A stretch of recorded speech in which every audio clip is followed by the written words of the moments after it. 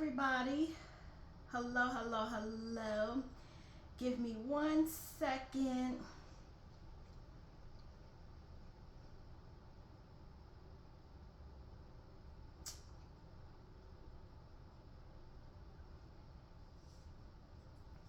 Hello, everyone. It is Evalori from 1720 Finance and 17.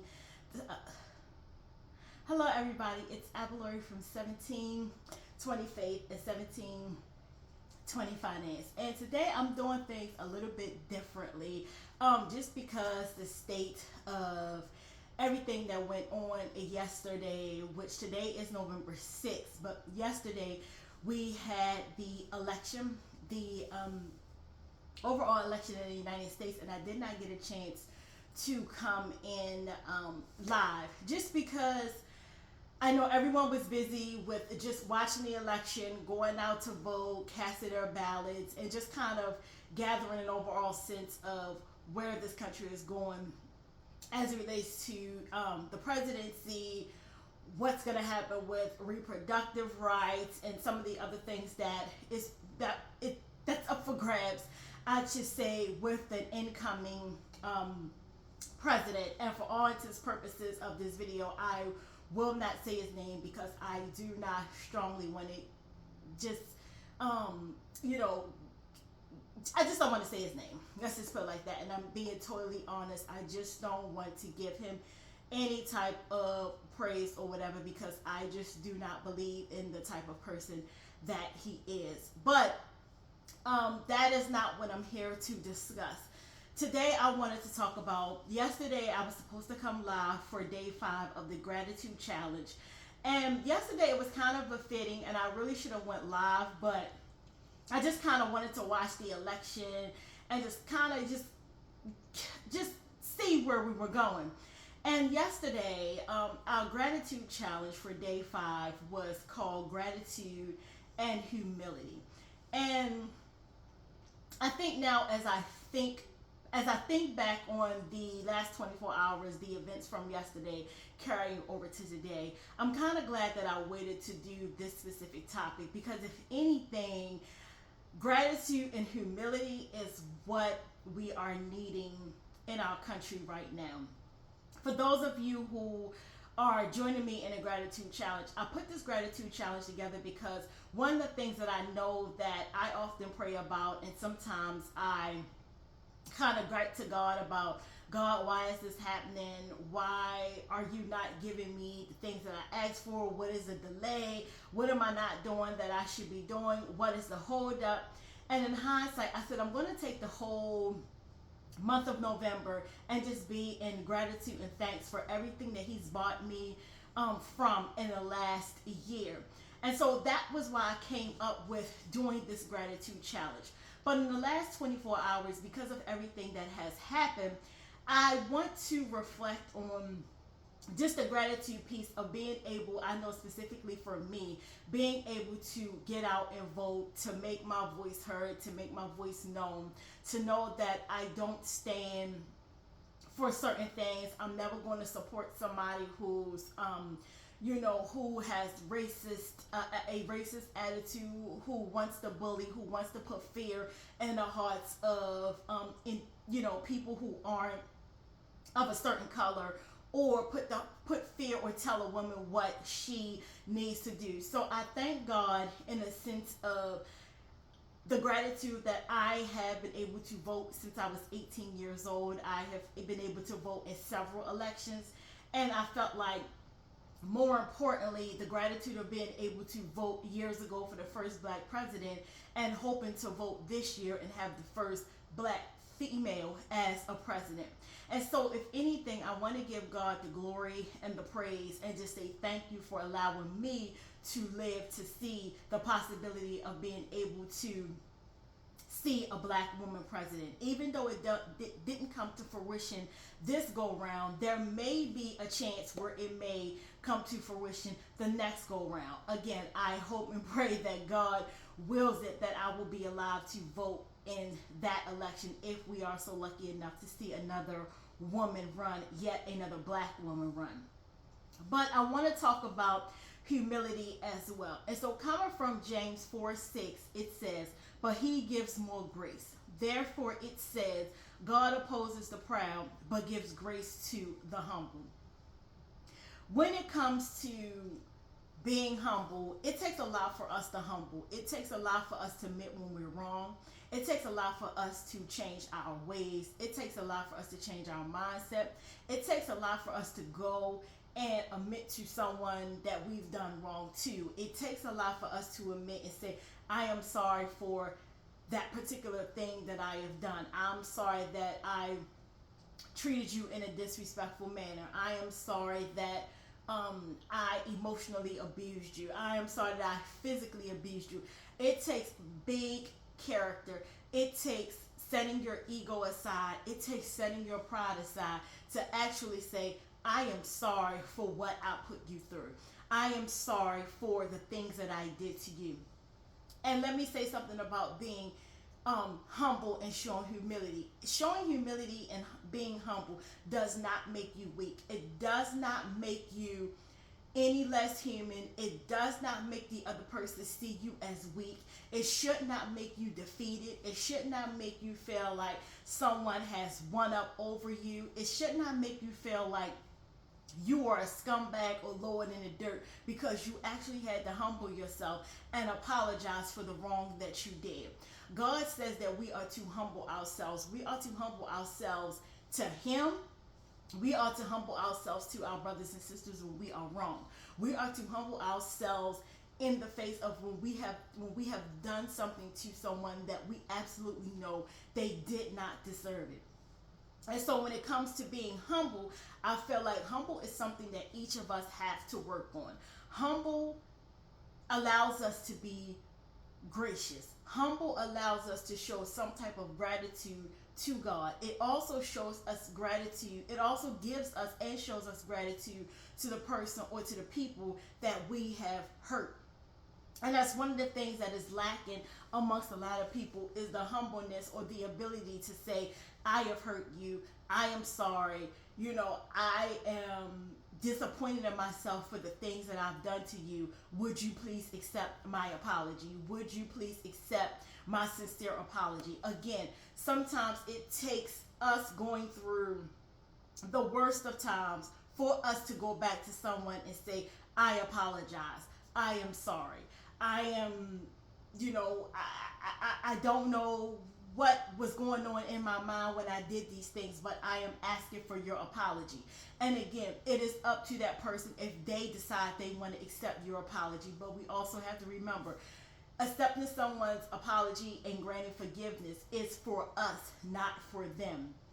And so when someone does come to you and they are apologetic, again, it is up to you if you decide to accept the apology, and either you have the choice of accepting it, not accepting it, or accepting it and moving on with your life and not dealing with the person, or accepting it and allowing that person to come back into your fold.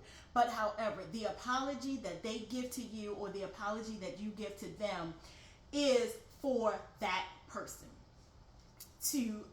It's for you if someone has to apologize for you, and it is for me if someone wants to apologize to me. So it's just allowing myself the freedom to say, yeah, I can accept your apology, but I do not have to accept you back in my life. So we have to make the distinction of being humble, showing gratitude, and being apologetic.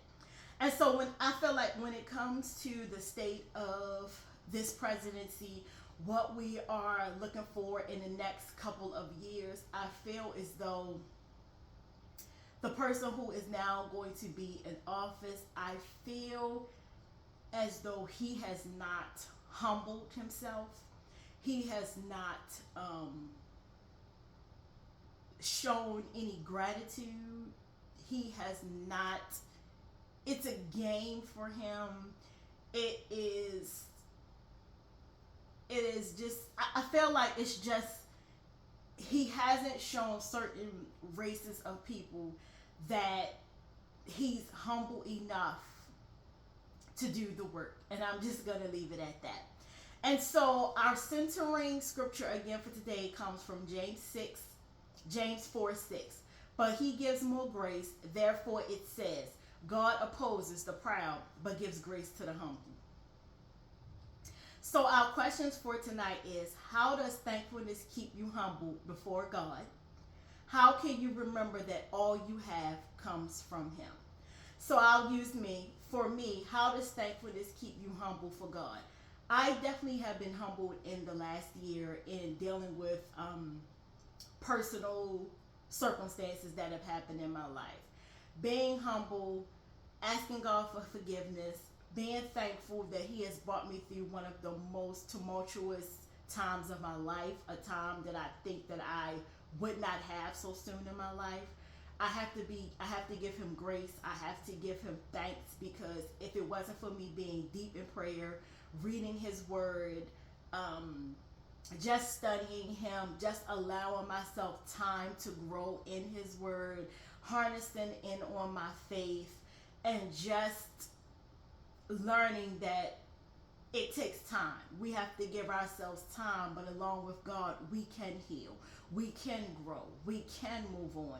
And so again, being humble enough to say, God, even though this thing has happened, being accepting to know that it was in his will for that thing that's happened, that has showed me where I became humble. I became humble because I had to accept that it was his will. It was his will for certain things to happen in my life, and I had to accept that. I had to humble myself at his feet to say, even though I do not agree with this, I did not like it, God, I do not understand it, it is your will, and I have to accept it. And as the year has gone on, it hasn't changed. Even if I still don't understand it, I still have to know that I have to humble myself and know that it's in his will. It is his way that things work the way that they're supposed to work. And we know that all good things work in the face of God, in the presence of God. And so the other question is, how can you remember that all you have is from him? I will even touch that and say that all that I have, all that I'm currently getting, the peace, the calmness, the mental capacity to grow, the physical capacity to gain my strength, to revive my life again, to move on, to put certain situations behind me, to live the best next half of my life in full happiness, is because of him. It is because I have taken this year to physically allow myself to heal, grow, be humble, seek his word, be in prayer, be in meditation, and just allow him to work on me. Yes, there were days where I absolutely wanted to give up. There were days where I felt like God was definitely not on my side. There were days where I felt like things were just unjust, not fair.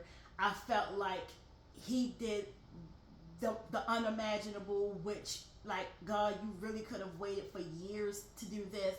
But at the same time, as I was always taught, God works in his time, not ours. His ways are not our ways. And no matter what happens, we have to accept his will. And so for me, again, I have to say that everything that I've gained in the last year, I definitely know has come from him. And so our action step, our homework step for tonight is write a gratitude list that acknowledges how God has provided for you in a specific area of your life. And so again, God has provided so much for me, but the one specific thing that I know that he has provided for me in the last, more specifically, I would say in the last year, but if I really have to put a number on it, within the last 4 to 6 months, is that he has given me the grace to heal. He has given me the grace to heal, to move on, to know that it is okay to continue to live my life, and that it's not over. It is just getting better from here. And so that is what I am taking from just showing gratitude and humility and being in God's word. So that is it, you guys, for day 5 of the gratitude challenge. This is going to be recorded because in a minute I have got to hop on live for day 6. And for day 6, we are, let me see, give me one second. For day 6, we are going to be coming from, just kind of give you, we'll be coming from Colossians 4:2, where it says, devote yourselves to prayer, being watchful and thankful. So we're going to be talking about that tonight, you guys, day 6, and I am headed over. So if you're watching this video, thank you for joining me for the 30 Days of Gratitude Challenge. And I will see you guys in the next video, the next live session. And if you need the free PDF, please feel free to click the link somewhere around this video, probably below the video in the description. And the PDF will be sent to you. So until the next time, have a wonderful evening. And I'll see you guys in a few.